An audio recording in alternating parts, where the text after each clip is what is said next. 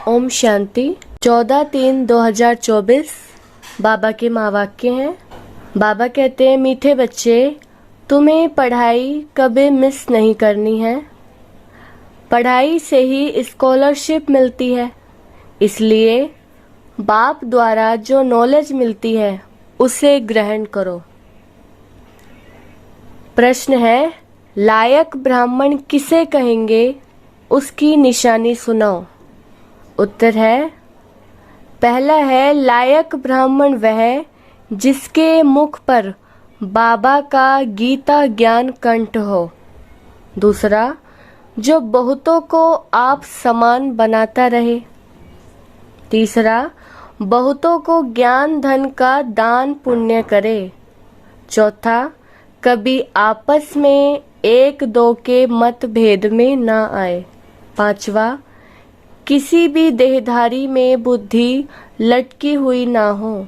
छठा, ब्राह्मण अर्थात जिसमें कोई भूत ना हो, जो देह अहंकार को छोड़ देही अभिमानी रहने का पुरुषार्थ करे।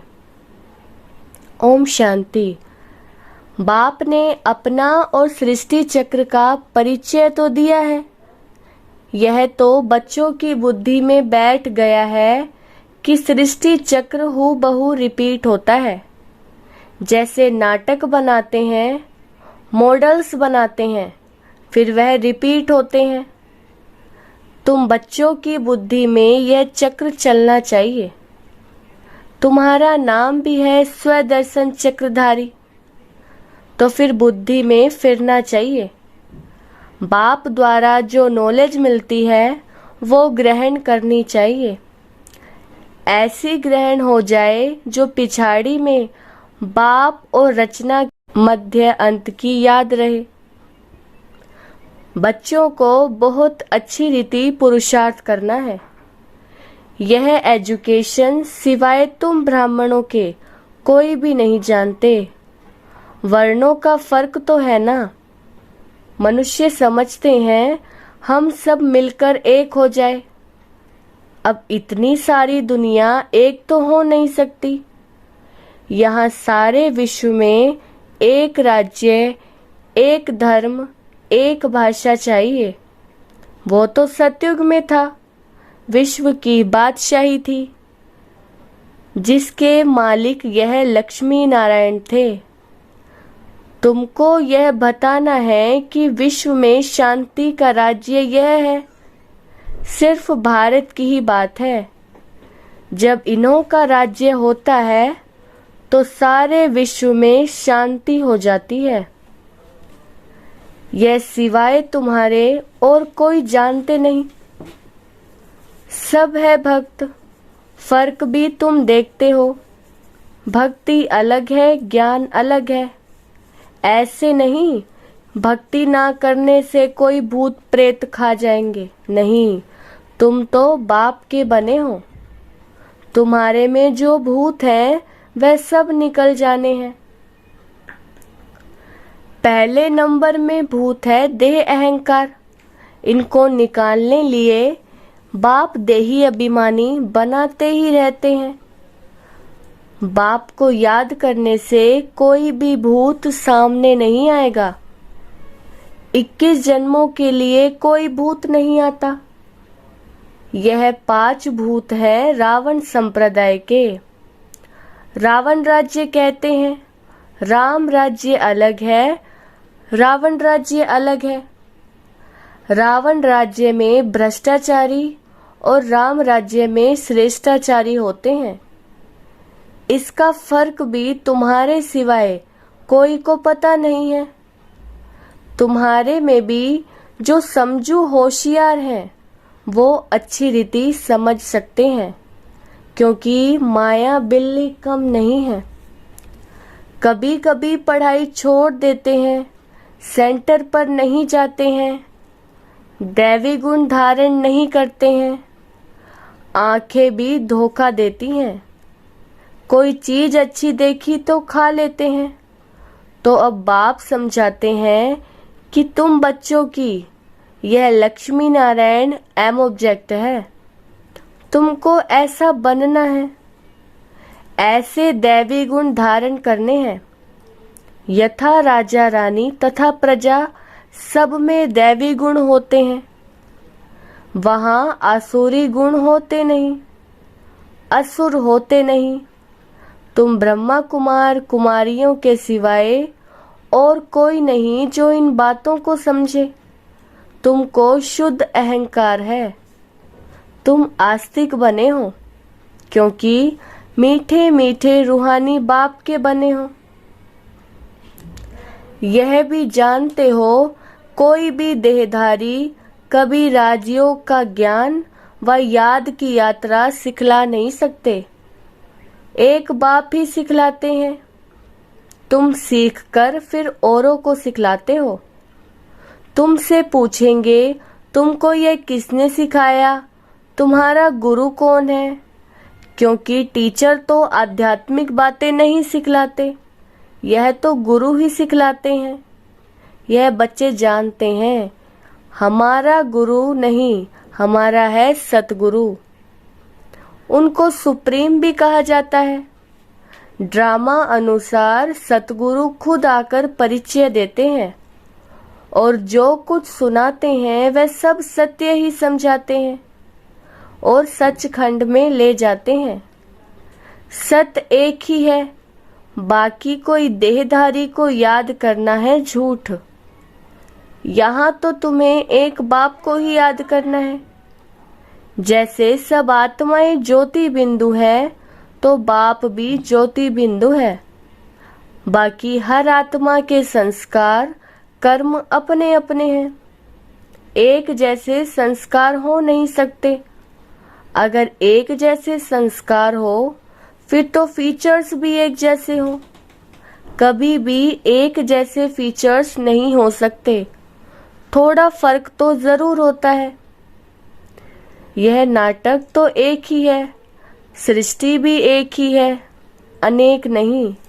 यह गपोड़े लगाते हैं कि ऊपर नीचे दुनिया है, ऊपर तारों में दुनिया है। बाबा कहते हैं ये किसने बताया है, तो नाम लेते हैं शास्त्रों का। शास्त्र तो जरूर कोई मनुष्य ने ही लिखे होंगे ना। तुम जानते हो कि यह तो बना बनाया खेल है। सेकंड बाय सेकंड जो सारी दुनिया का पार्ट बजता है, यह भी ड्रामा का बना बनाया खेल है।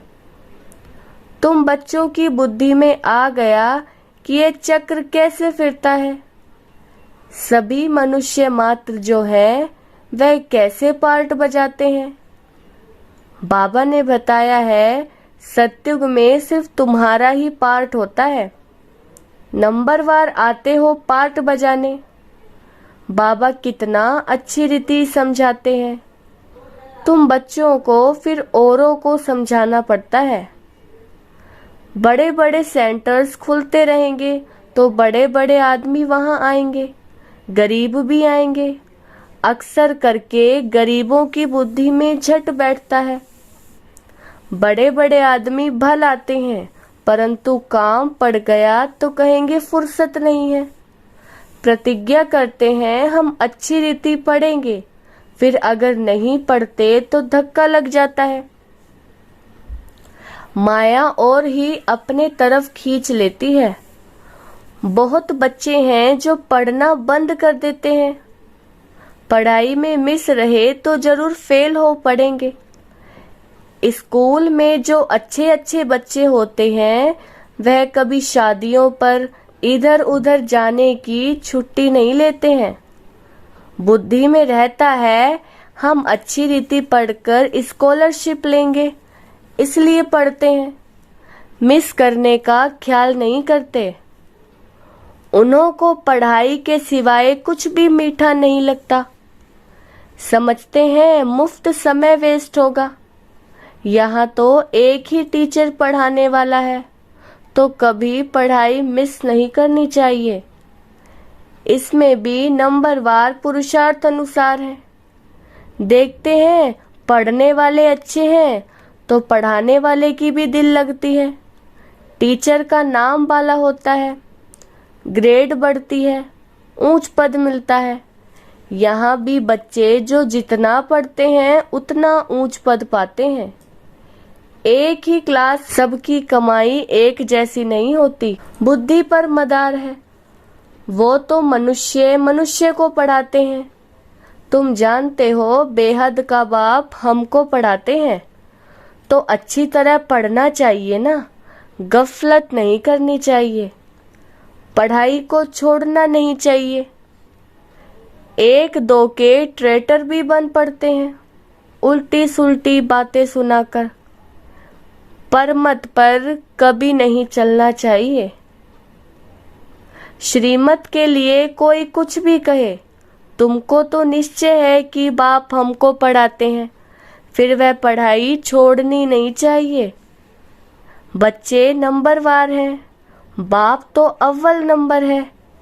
इस पढ़ाई को छोड़ और कहाँ जाएंगे, और कहाँ से यह पढ़ाई मिल न सके। शिव बाबा से पढ़ना है, सौदा भी शिव बाबा से ही करना है। कोई उल्टी सुल्टी बातें सुनाकर औरों का मुख मोड़ देते हैं। यह बैंक शिव बाबा की है। समझो कोई बाहर में सत्संग शुरू करते हैं, कहते हैं हमें शिव बाबा की बैंक में जमा करना है, तो कैसे करेंगे? बच्चे जो आते हैं शिव बाबा की भंडारी में डालते हैं, 1 पैसा भी देते हैं तो 100 गुना होकर मिलता है। शिव बाबा कहते हैं तुमको इनके बदले महल मिल जाएंगे। यह सारी पुरानी दुनिया खत्म होने वाली है। धनवान अच्छे अच्छे कुटुंब से बहुत आते हैं, ऐसे कोई नहीं कहते हैं कि हमारी शिव बाबा के भंडारे से परवरिश नहीं होती है। सबकी पालना हो रही है। कोई गरीब है, कोई साहूकार है। साहूकार से गरीब पलते हैं, इसमें डरने की बात नहीं है। बहुत चाहते हैं कि हम बाबा के बन जाएं, परंतु लायक भी हों, तंदुरुस्त भी चाहिए, ज्ञान भी दे सके। गवर्नमेंट भी बहुत जांच कर लेती है, यहाँ भी सब कुछ देखा जाता है। सर्विस कर सकते हैं, नंबरवार तो है ही। सब अपना अपना पुरुषार्थ कर रहे हैं। कोई अच्छा पुरुषार्थ करते करते फिर अब्सेंट हो जाते हैं, कारणे अकारणे आना छोड़ देते हैं, फिर तंदुरुस्ती भी ऐसी ही हो जाती है। एवर तंदुरुस्त बनाने के लिए यह सब सिखाया जाता है। जिनको शौक है, समझते हैं कि याद से ही हमारे पाप कटते हैं, वो अच्छी रीति पुरुषार्थ करते हैं। कोई तो लाचार टाइम पास कर रहे हैं, अपनी अपनी जांच करनी है। बाप समझाते हैं गफलत करेंगे तो वह पता पड़ जाएगा कि ये किसी को पढ़ा नहीं सकते हैं। बाबा कहते हैं 7 रोज में तुमको लायक ब्राह्मण ब्राह्मणी बन जाना है। सिर्फ नाम का ब्राह्मण या ब्राह्मणी नहीं चाहिए। ब्राह्मण ब्राह्मणी वह जिनके मुख में बाबा का गीता ज्ञान कंठ हो। ब्राह्मणों में भी नंबरवार तो होते ही हैं, यहाँ भी ऐसे ही है। पढ़ाई पर अटेंशन नहीं तो क्या जाकर बनेंगे। हर एक को अपना पुरुषार्थ करना है, सर्विस का सबूत देना चाहिए, तब समझ में आएगा कि यह ऐसा पद पाएगा, फिर वह कल्प कल्पांतर के लिए हो जाएगा। पढ़ते पढ़ाते नहीं है तो अंदर में समझना चाहिए कि मैं पूरा पढ़ नहीं रही हूँ या पढ़ नहीं सकता। बाबा कहते हैं पढ़ाने लायक क्यों नहीं बनते हो, कहाँ तक ब्राह्मणी को भेजेंगे, आप समान नहीं बनाना है। जहाँ अच्छी रीति पढ़ते हैं उनको मदद देनी चाहिए। बहुतों का आपस में मतभेद रहता है, कोई फिर 1-2 में लटक कर पढ़ाई छोड़ देते हैं। 1-2 की बातों में आकर तुम पढ़ाई क्यों छोड़ देते हो, यह भी ड्रामा है ना, तकदीर में नहीं है। दिन प्रतिदिन पढ़ाई जोर होती है, सेंटर्स खुलते रहते हैं। यह शिव बाबा का खर्चा नहीं है, सारा ही बच्चों का खर्चा है। यह दान सबसे अच्छा है। उस दान से तो अल्पकाल का सुख मिलता है, इनसे 21 जन्मों की प्रारब्ध मिलती है। तुम जानते हो हम यहाँ आते हैं नर से नारायण बनने के लिए, तो जो अच्छी रीति पढ़ते हैं उनको फॉलो करो। कितना रेगुलर पढ़ना चाहिए? अक्सर करके देह अभिमान में आकर बहुत लड़ते हैं, अपनी तकदीर से रूठ पड़ते हैं, इसलिए मेजॉरिटी माताओं की है। नाम भी माताओं का बाला होता है। ड्रामा में माताओं के उन्नति की भी नूंद है।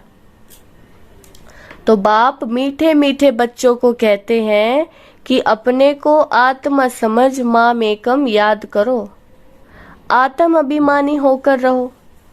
शरीर ही नहीं तो दूसरे का सुनेंगे कैसे?